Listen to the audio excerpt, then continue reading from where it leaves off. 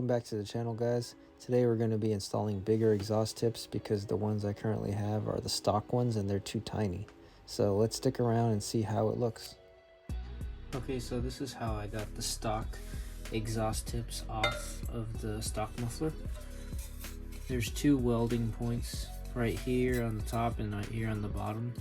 I just made a cut with a grinder on the top and bottom welds, as you can see here. And that removes the exhaust tip pretty easily. Now I have a couple options. I can weld new ones on, or I can go with some clamp-on exhaust tips. And I think I'm gonna do the clamp-on exhaust tips and show you guys how that'll look. It'll be the cheapest option since I don't have to go to a muffler shop to get them welded. For less than $100 you can get new exhaust tips on. Not bad at all. But this is what it looks like right now until I get the tips in the mail. So it is the next day.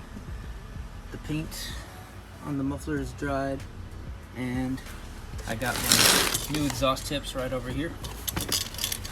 These are clamp-on style and they have a resonated chamber inside of them, so maybe I can get a little bit more cleaner sound.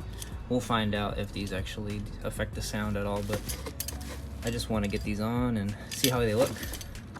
I've also got some rear bumper extensions for the side. I'll show you how these look afterwards as well. I'll install them today.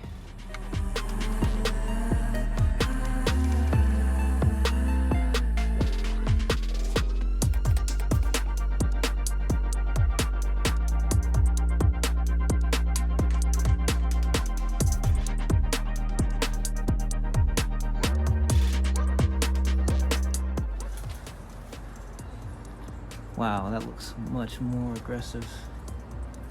Very satisfied with these tips. They're only like $18 per tip and saves me the cost of welding. Also, I want to show you guys these rear bumper side extensions. These rear bumper side extensions look really nice. Carbon fiber, they just bolt right on. Very sturdy looking. Matches well with the carbon fiber wing.